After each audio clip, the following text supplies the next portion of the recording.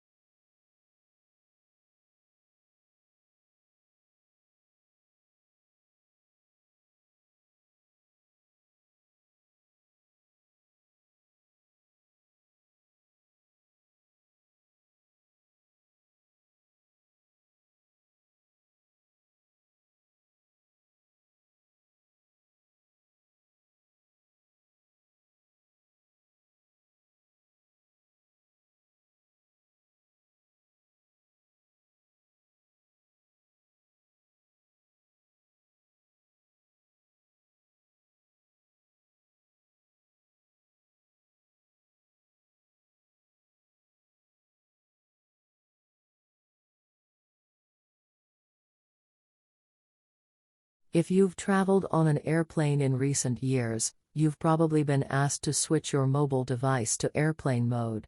When you switch to airplane mode, your mobile device no longer connects with cell phone towers. You can't access Wi-Fi networks or use Bluetooth.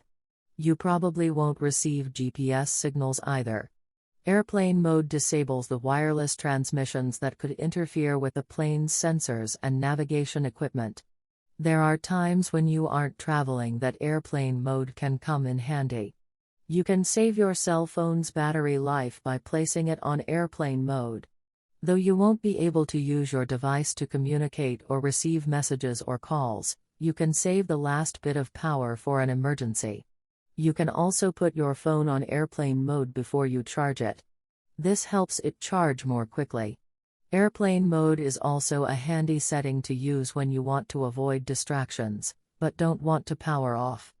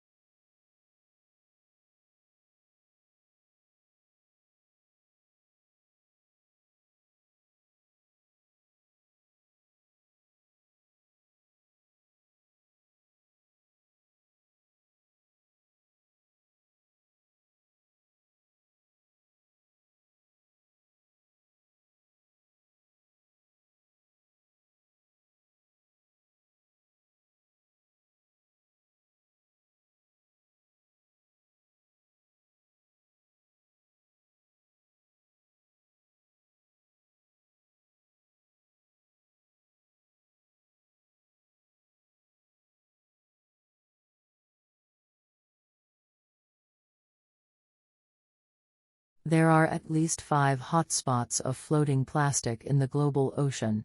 These are gyres, where circulating currents trap debris. This one, the so-called Great Pacific Garbage Patch, is the largest, with almost 80,000 tons distributed over 600,000 square miles. The scientists teamed up with a charity that collects old fishing gear and other litter from the ocean, and gathered hundreds of plastic items to study in the lab. They found plants and animals, including anemones, tiny marine bugs, mollusks, and crabs on 90% of the debris they examined. As well as creating a semi-permanent floating habitat for coastal species in the open ocean, the researchers say all this plastic could be providing invasive species with rafts that allow them to cross the Pacific.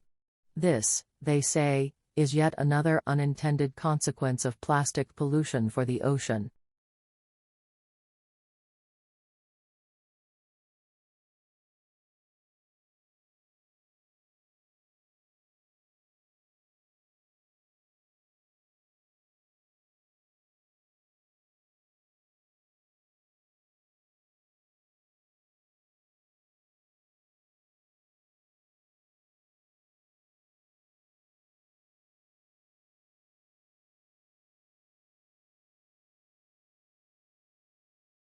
Teamwork can also lead to a common cause of poor sales. In the case of a smartphone that a certain company, one director wanted to target the business market, and another demanded it was at consumers. The company wanted both directors to be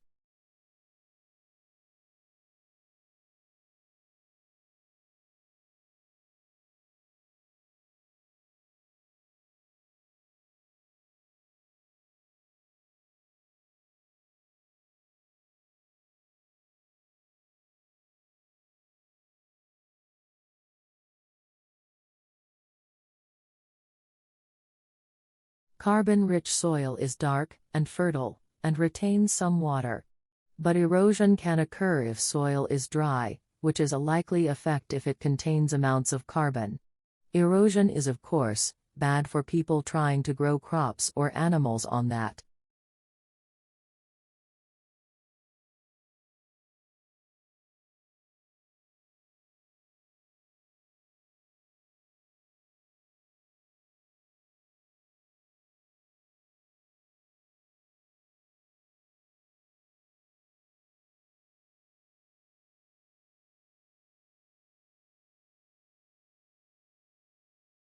In the 1970s and 80s, Lal was studying soils in Africa so of organic matter that the ground had become extremely hard, like cement. There he met A in the study of global warming, who suggested that carbon from the soil had moved into the atmosphere. This is now looking likely.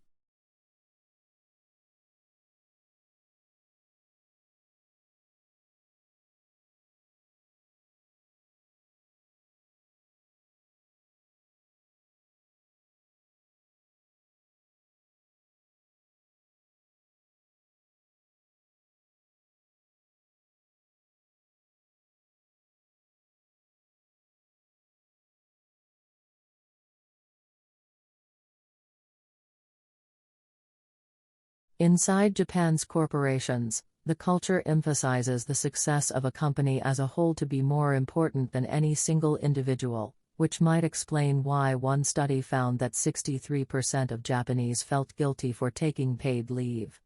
But perhaps more concerning is this: long work hours don't necessarily mean high productivity.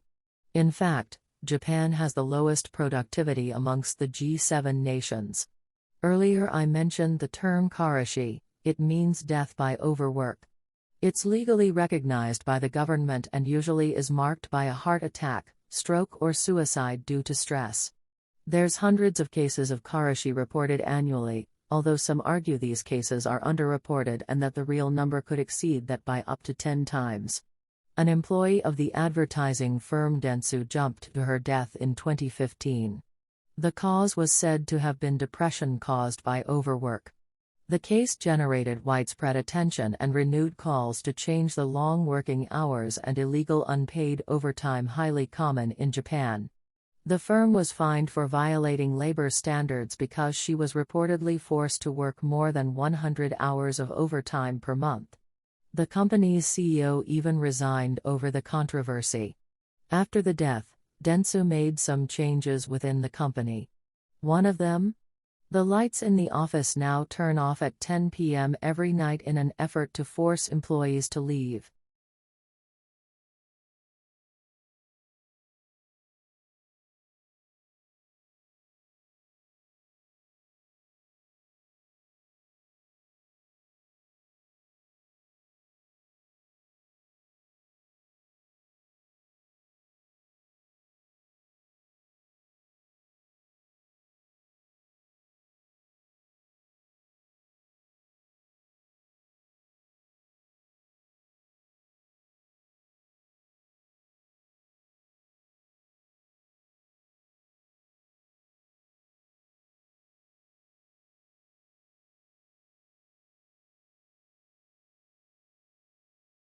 Talk in an earth science class.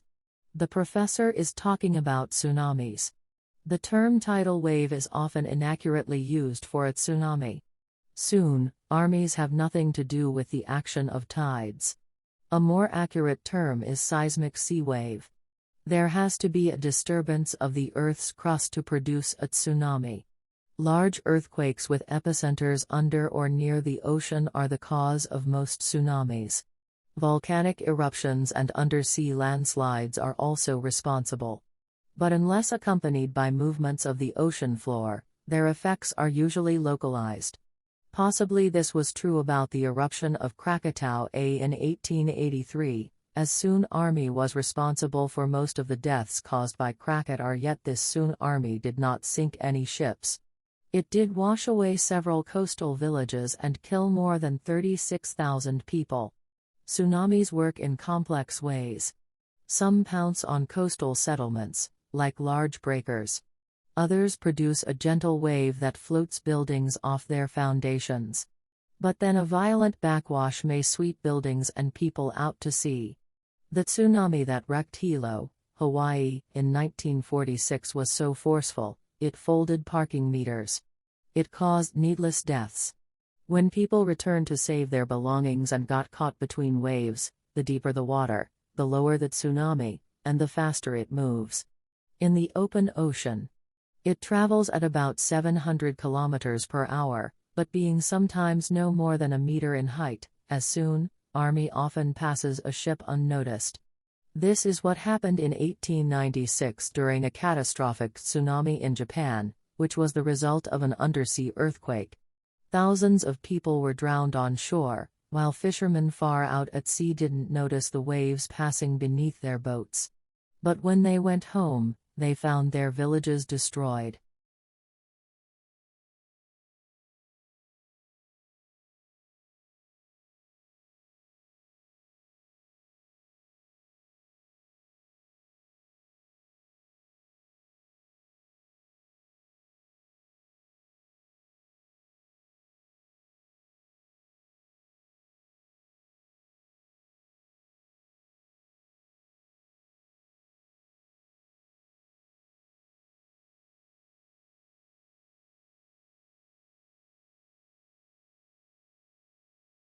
What are the essential elements that make a conversation truly a great conversation? And humility would be one basic design principle that we should all start from. The kind of humility I'm talking about is the kind that you can't set aside. Because the world is an incredibly complicated place. None of us can ever have the full lock on truth. We can only see the world from a particular vantage point. And that means that our knowledge is going to have special insight because of our vantage point, but it's also going to be limited because of our vantage point. And so that sort of like limited knowledge that we can have about the world means that we must enter into any conversation with a deep sense of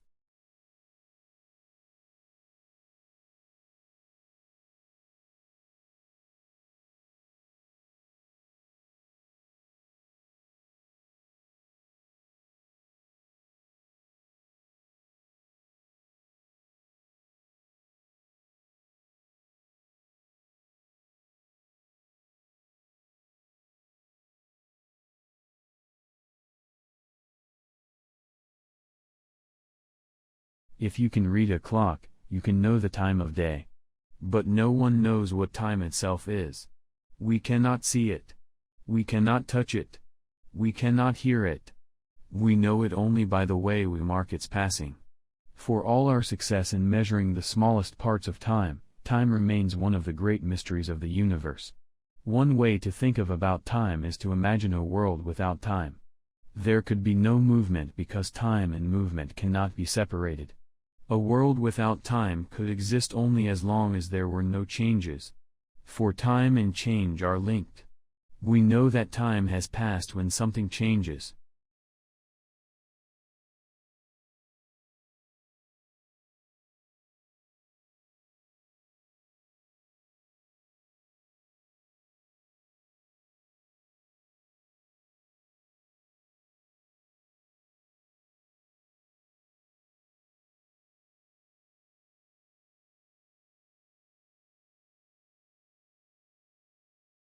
There is something hard to resist about cherries.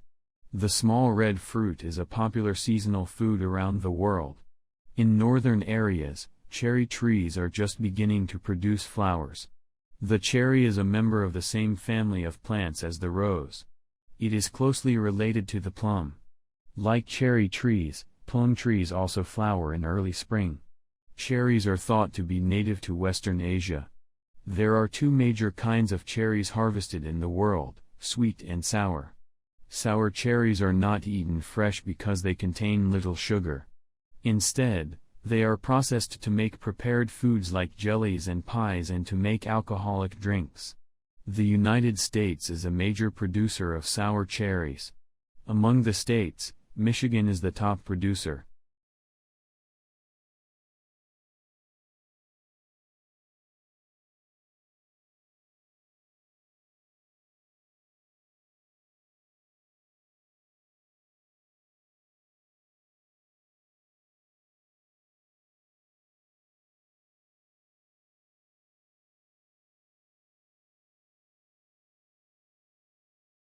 Winter has returned to northern parts of the world. In the northern United States, winter can mean the return of snow. Large amounts of snow fell in some American cities last month. One storm hit the East Coast, causing flight cancellations and temporarily stopping traffic in some areas. Snow is a subject of great interest to weather experts. They sometimes have difficulty estimating where, when, or how much snow will fall. One reason is that heavy amounts of snow fall in surprisingly small areas. Another reason is that a small change in temperature can mean the difference between snow and rain.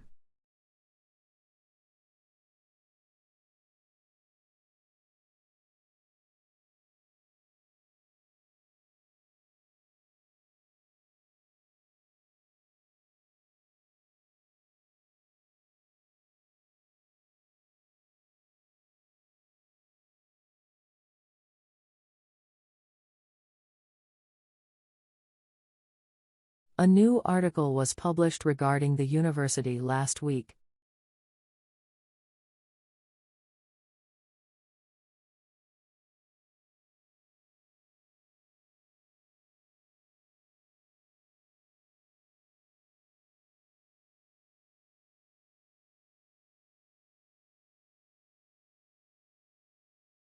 The notification will not be received until the following week.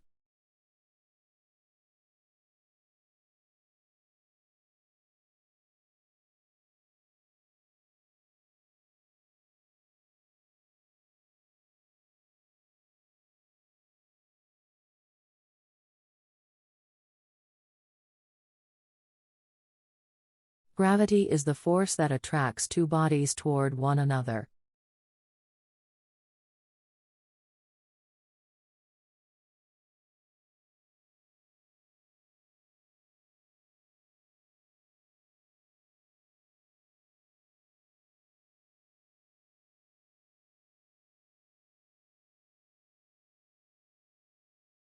This is the first example of a modern and professional army.